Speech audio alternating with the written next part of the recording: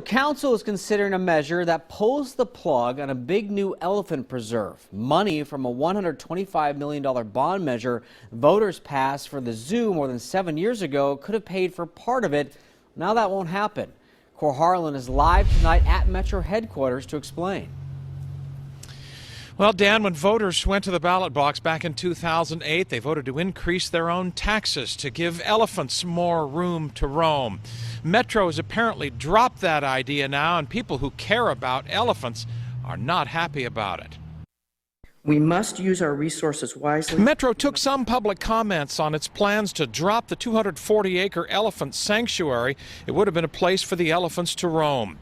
Courtney Scott of Free the Oregon Zoo Elephants says Metro's decision to drop the sanctuary is essentially Metro misleading voters who thought they were voting for 240 acres of new elephant range back in 2008. Basically, it says to the voters that we really can't trust our officials to tell us the truth.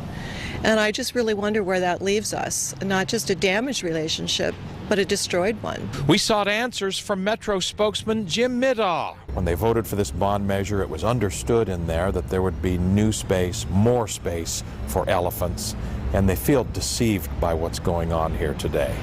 So we've created a wonderful new habitat in elephant lands up at the Oregon Zoo, and I encourage everyone to go check it out. Middaugh says he can't speak to what voters may have thought, but he says what Metro committed to from the beginning was to conduct a feasibility study about the possibility of creating a new preserve for elephants to roam.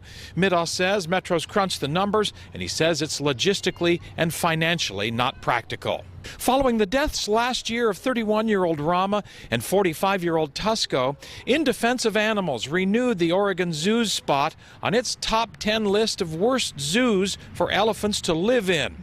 Oregon Zoo's on the list for the 6th time in 10 years. In Defense of Animals writes, the elephants suffered leg pain and tuberculosis and died before they should have because of their captivity. Living on concrete and being confined to tiny outdoor and indoor spaces likely exacerbated their conditions and hastened their deaths.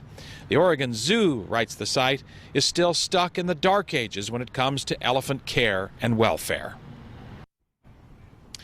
Now, just to be sure, some of that money did help the zoo expand the existing elephant area in the existing zoo there, but the preserve is what we're talking about here, and that is off the table. And Dan, all that money that voters approved on themselves, the tax money voters approved to pay for all of that, it's now up to the Metro Council to decide what happens to that.